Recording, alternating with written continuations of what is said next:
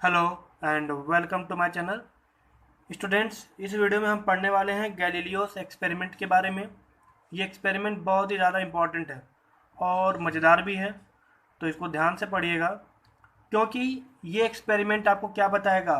Motion without force, ठीक है, motion जो कि बिना किसी फोर्स के होगा।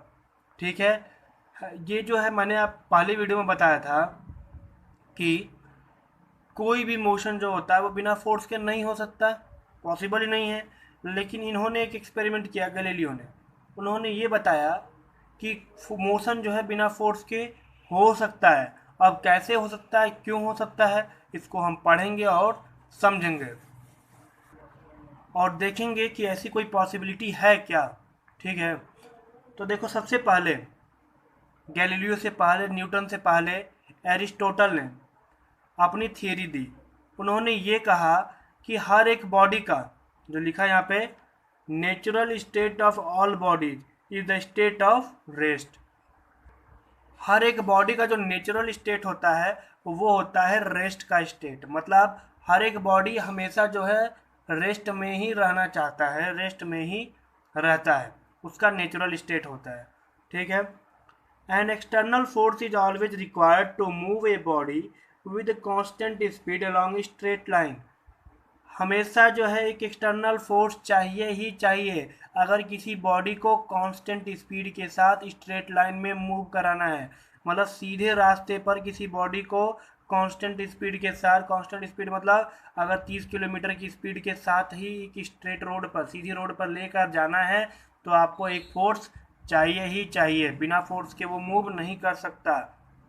दो बातें इन्होंने बता दी।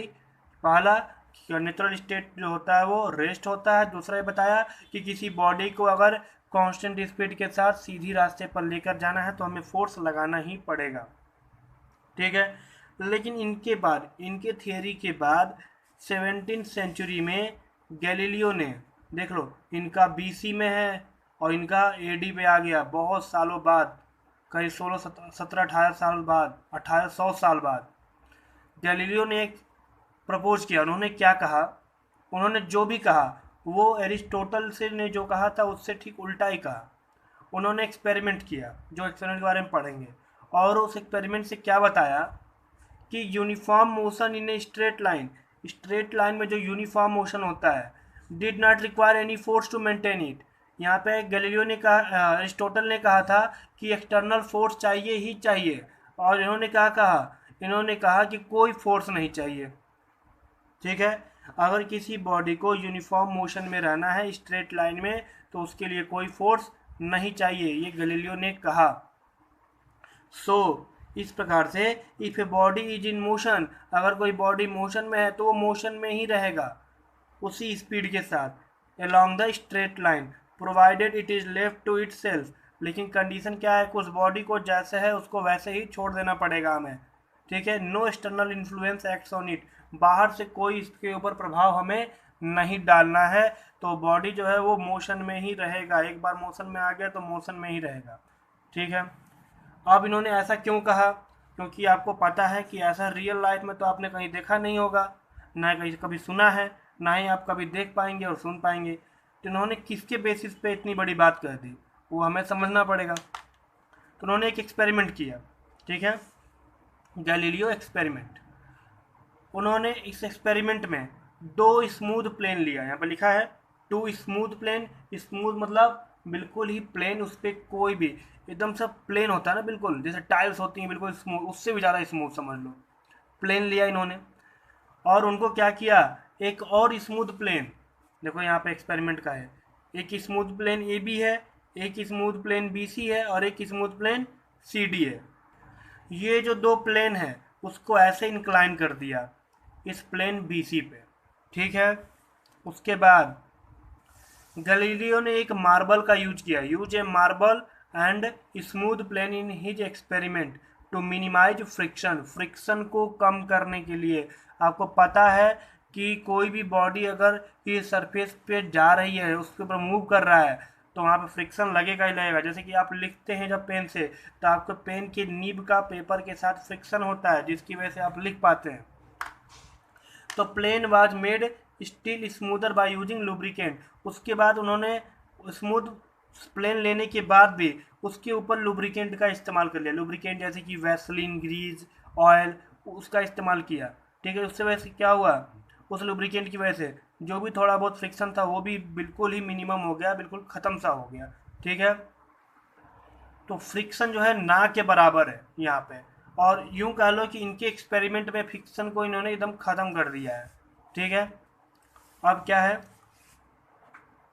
जैसे ही इन्होंने इस बॉल को, ये मार्बल का बॉल है, ठीक है, इसको यहाँ से इस हाइट से रिलीज किया तो बॉल नीचे आएगा। तो आपको पता है कि जब कोई चीज़ ऊपर से नीचे आता है तो उसकी स्पीड बढ़ते जाती है। तो वैसे इस मार्बल का केस हुआ, इस मार्बल की स्पीड यहाँ से लेकर बी तक तो इंक्रीज होती रही। फिर ये बी से सी तक इसकी स्पीड में कोई चेंज नहीं आया, जो स्पीड के साथ यहाँ पर उतरा था ये, उसी स्पीड के साथ वो बी से सी तक पहुँच गया। फिर सी के बाद ये ऊपर जाने लगेगा। तो आपको पता है कोई बॉडी जब ऊपर जाता है तो उसकी स्पीड कम होती जाती है। जैसे कि आप ऊपर पत्थर फेंकते हैं तो उसकी स्पीड क्या आती है, धीरे धीरे कम हो जाती है, और जब जीरो स्पीड हो जाता है तो उसके बाद वो नीचे आ जाता है। तो वैसे ही यहाँ पे उसकी स्पीड जो है ऊपर जाएगी तो स्पीड कम होने लगती है, तो ये कुछ हाइट तक ऊपर जाएगा।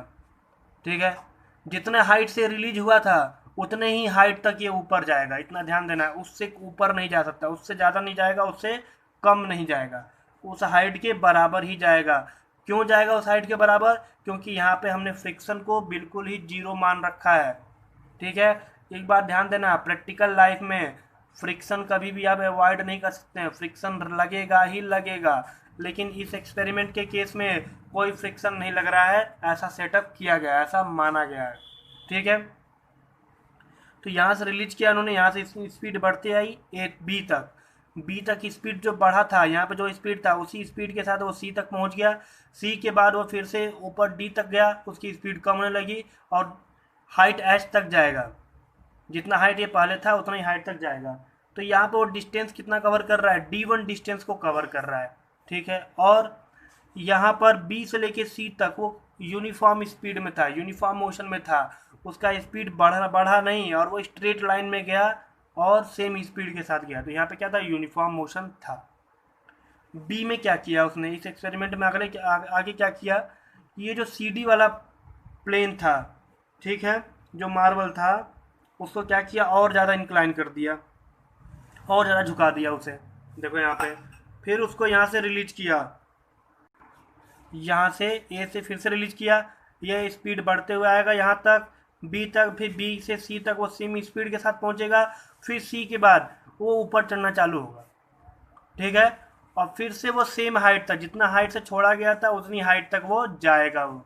ठीक है, उससे ऊपर वाली हाइट तक नहीं जाएगा। लेकिन यहाँ पे जो ज़्यादा झुकने की वजह से ये डिस्टेंस कितना कवर कर रहा है, ये D2 डिस्टेंस कवर कर रहा है, और ये D2 डिस्टेंस जो है वो पहले वाले डिस्टेंस से यानी D1 डिस्टेंस से ज़्यादा होगा। जैसे ही इंक्लिनेशन कम किया उसने डिस्टेंस क्या किया, उसने ज़्यादा कवर कर लिया। ठीक है, फिर थर्ड स्टेप में क्या किया उन्होंने कि ये जो CD वाला जो ब्रांच था, जो मार्बल था, साइड था, उसको BC के साथ बिल्कुल ही हॉरिजॉन्टल पोजीशन में कर दिया, BC के साथ बराबर कर दिया उन्होंने। ठीक है, अब फिर से यहाँ से रिलीज किया उन्होंने, यहाँ से स्पीड बढ़ते हुए तक आया 20 तक, फिर 20 से क्या हुआ, उसी स्पीड के साथ आगे बढ़ने लगा, और वह आगे तक जाते जाएगा जहाँ तक ये मार्बल खत्म नहीं होगा। ठीक है, तो यहाँ पे क्या मिला, this means while travelling on A horizontal surface, ये हॉरिजॉन्टल सरफेस है, इस पर जब ट्रेवल करते वक्त its speed will not decrease, इसकी स्पीड जो डिक्रीज नहीं हुई, it will travel with uniform velocity, ये यूनिफॉर्म वेलोसिटी के साथ ऐसे ही जाता जाएगा। क्यों नहीं, क्यों इसकी स्पीड कम नहीं हुई, क्योंकि इसको दोबारा इसके हाइट तक पहुंचने का मौका ही नहीं मिला। ठीक है, कि जहाँ तक वो जाए और उसकी स्पीड कम हो। अब ये मार्बल जहाँ तक गया होगा वहाँ तक ये बॉल उसी स्पीड के साथ जाता जाएगा। अगर इन्फिनिटी तक रहेगा, असंख्य दूरी तक रहेगा, जिसको आप देख ही नहीं सकते, तो असंख्य दूरी तक, इन्फिनिटी तक ये रोल होता हुआ मार्बल वहाँ तक चला जाएगा इनके एक्सपेरिमेंट के हिसाब से। लेकिन यहाँ पे क्या लिखा हुआ है कि बॉल जो है वो रोल ओवर कर रहा है। क्यों, क्योंकि दोबारा इसको जो है हाइट नहीं मिला, उतने हाइट तक जाने का मौका नहीं मिला, इसलिए वो जो है वो अपनी स्पीड को, जो बी वाली स्पीड थी उसको मेंटेन किया। जब में बी स्पीड मेंटेन रहेगा तो वो दूरी भी बहुत दूर तक जाएगा, इनफाइनाइट तक जाएगा। तो गैलीलियो ने ये कहा कि ये सब जो एक्सपेरिमेंट है वो फ्रिक्शन के अब्सेंस में है, फ्रिक्शन नहीं है तो ही है। तो उन्होंने ये प्रूव कर दिया कि जब फ्रिक्शन नहीं रहेगा, गैलीलियो ने प्रूव किया जब फ्रिक्शन नहीं रहेगा तो वो जो तब जो यूनिफॉर्म मोशन जो होगा वो विदाउट फोर्स हो सकता है, मोशन जो है विदाउट फोर्स हो सकता है। लेकिन प्रैक्टिकल सिचुएशन में वो जो मार्बल है, अगर रियल लाइफ में लेंगे तो मार्बल क्या होगा, एक डिस्टेंस के बाद तो स्टॉप हो ही जाएगा ये कहीं ना कहीं, क्योंकि हम फ्रिक्शन को परमानेंटली रिमूव नहीं कर सकते हैं, फ्रिक्शन तो लगना ही लगना है किसी बॉडी पर। ठीक है, अब आते हैं हम कि गैलीलियो ने जो है अपने इसी थियरी के हिसाब से दिया लॉ ऑफ इनर्शिया दिया।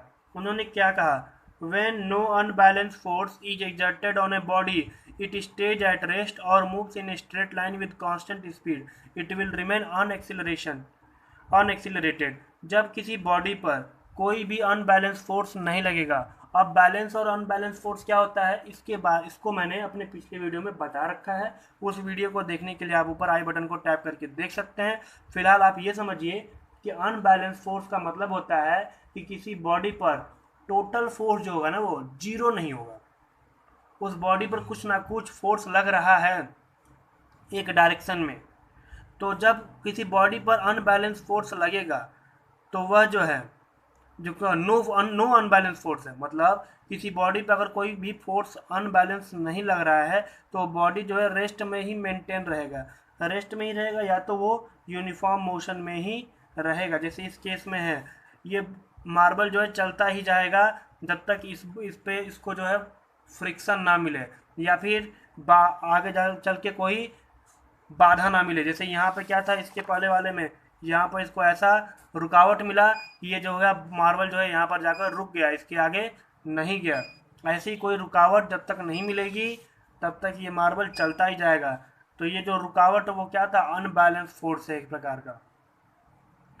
तो रेस्ट में रहेगा या फिर वो मूव करेगा स्ट्रेट लाइन में विद कांस्टेंट स्पीड।